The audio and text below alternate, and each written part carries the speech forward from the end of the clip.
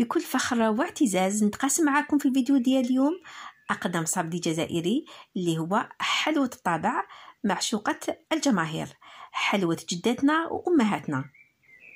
بساطة هذه الحلوة سواء في المقادير أو في طريقة التحضير هو السر اللي خلاها تكون الحلوة المفضلة عند أغلبية الجزائريين. أنا حنحضرها معكم اليوم بطريقة جد بسيطة اللي تخلي حتى المبتدئات ينجحوا فيها. ابقوا معايا حتى الأخير باش تكتشفوا المقادير وطريقة التحضير. فرجة ممتعة للفيديو ونتلاقاو بعد الفاصل.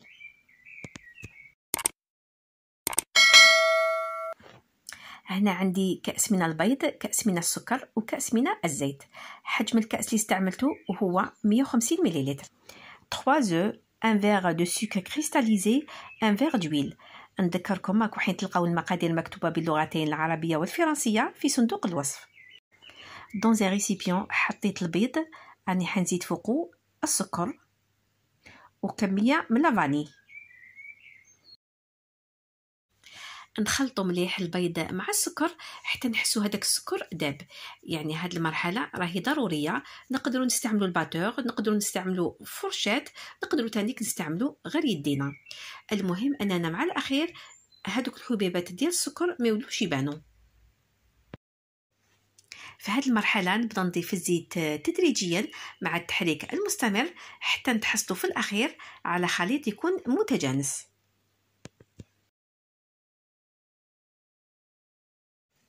كما شفتوا بمقادير جد بسيطة النتيجة في الأخير رانا حين تحصلوا على حلوة طرية وبنينة مالغري أننا درناها غير بالزيت.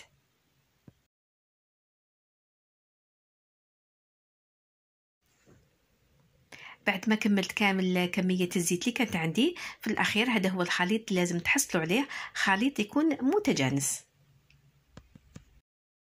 نزيد كيس ونصف من خميرة الحلويات ما يعادل 16 غرام، 16 غرام دو ليفور شيميك. حضرت حوالي كيلو من الفرينة أو الطحين الأبيض اللي ضفت لها قرصة من الملح. J'ai préparé à peu près 1 kg de farine avec une pincée de sel. من الضروري الفرينة أننا نغربلوها هكذا الجاتو ديالنا يجي خفيف ومهوي. فيما يخص كمية الفرينة اكزاكتوم ولا حنستعملوها ما نقدرش نحددها لكم، أي حد تختلف على حساب حجم البيض اللي استعملتوه وتانيك على حساب نوعية الفرينة ديالكم.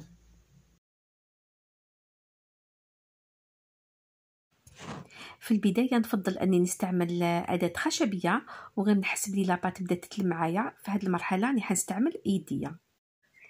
الطحين الابيض او لا فارين لازم نزيدوها تدريجيا هكذا باش ما تغلبناش. في الاخير من الضروري اننا نتحصلوا على عجينه تكون طريه هكذا حلوه الطابع ما تجيناش يابسه. انا هنا فقط غطيتها بفيلم اليمونتير باش ما تنشفليش لو طوني نحضر الصينيه والطوابع. واكيد الصينيه لازم ندهنوها بماده دسمه سواء زبده سواء زيت سواء مارغرين. كما على بالكم حلوه الطابع نديروها غير بالزيت وتقدر تلصق لنا فاسيلمون في الصينيه.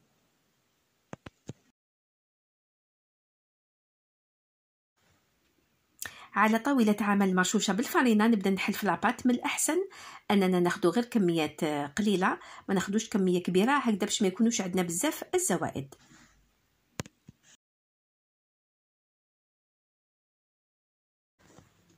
حلوة الطابع ماناش محتاجين الحلال باش نحلوها. اكيد نقدروا نستعملوا الحلال الا حبينا.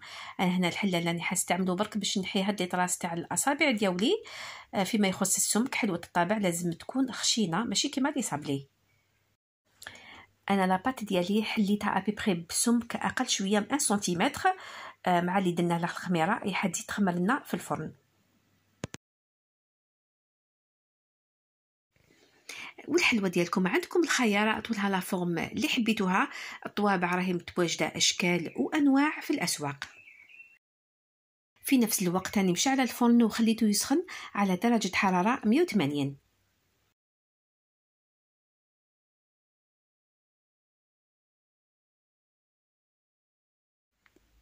فيما يخص هادوك الزوائد راني حنلمهم ونضيف لهم كميه قليله من لاباط الاخرى اللي مازال ما استعملتهاش ونعاود نخلط مليح حتى نتحصل على عجينه تكون ملساء.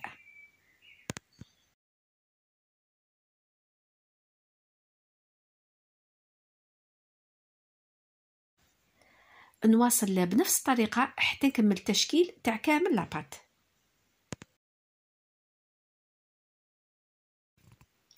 اون بارتي من الحلوى راني حنديرها بالطليه ولوطر بارتي راني حنشبعها غير بالبيض. لذلك ننصحكم الناس اللي ما يحبوش بزاف السكر، الا كنتو حنديروا حلوة الطابع بالطليه من الاحسن انكم تنقصوا للكاس، تنقصوا كيلة السكر، يعني ديروا كاس موان دو دوا، كاس غير سبعتين ديال السكر.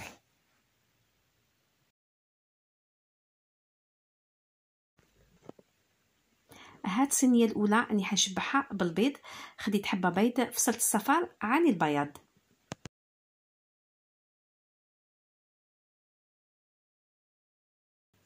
على يد دان بانسو ندهن الحلوى من الفوق بصفار البيض. فيما يخص الطريقه التقليديه في تزيين حلوى الطابع هي صفار البيض ونزيدو ندردرو لها من الفوق القليل من السكر حبيبات. ويبقى التزيين مسألة اختيارية. أنا نستعمل هذه الحبيبات الملونة، تقدروا تستعملوا فرميسال الحلويات وكل وحدة والرغبة ديالها. الفرن ديالي أنا شعلته مسبقا على درجة 180 درجة. من الأحسن صينية ديالنا نحطوها في منتصف الفرن ونخلوها تطيب. في نفس الوقت أنا شكلت الصينية الثانية اللي ما درت لها حتى حاجة من الفوق، لأنني حنشبعها بالطلية. كما على بالكم حلوة الطابع تحب كي تجي شويه محمره، لذلك كي تشوفوها طابت من تحت زيدوا شعلوا لها من الفوق باش تزيد تتحمر. فيما يخص الصينيه الثانيه راهي طابت، خرجتها من الفرن. نروحوا الان نخدموا الطليه.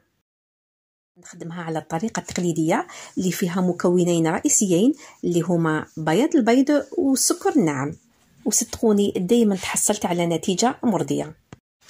في اناء حطيت بياض بيضه ان بلون دوف، راني حنضيف عليه كميه قليله من لافاني. نحتاج كذلك عصير حبه ليمونه، جو دان سيترون. الدور ديال عصير الليمون نون سيلمون راح يمدلنا بنا لهاد الطليه، وتانيك راح يمدلنا لمعان ولون شباب. نزيدو نعطرو هاد الطليه بذوق ماء الزهر. نضيف ملعقه كبيره من ماء الزهر، une cuillère à soupe de fleur d'oranger. نزيد ملعقتين كبيرتين من الزيت النباتي، 2 cuillères à soupe d'huile songo. نخلط السوائل مع بعضها البعض. من بعد نبدا نزيد في السكر كلاص غير بالعقل حتى نتحصل على القوام اللي راني حباته. فيما يخص كميه السكر الناعم تانيك ماشي حنقدر نحددها لكم، اي حتختلف على حساب حجم البيضه اللي استعملتوها، على حساب الملعقه اللي كيلتو بها الزيت وماء الزهر. المهم بحكم التجربه ديالي في بيضه واحده نورمالمون ماكسيموم نستعملو 500 غرام من السكر الناعم.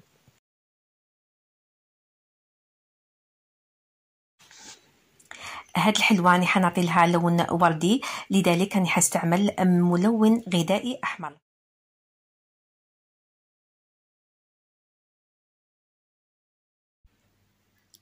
نحط بعض القطرات من الكولغون اليمونتير روج ونخلط مليح، واللون يبقى مسألة اختيارية، تقدروا تستعملوا اللون اللي حبيتو.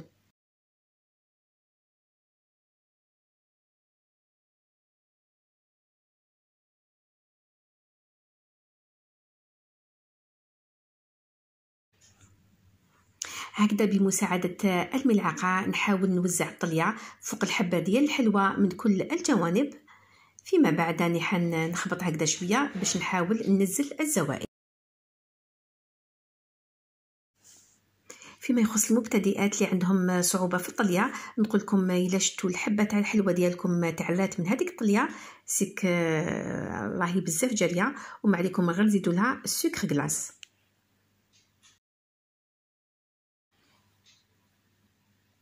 وقبل ما تنشف الطليه راني حنزينها بفرميسال الحلويات، والتزيين دائما يبقى مساله اختياريه.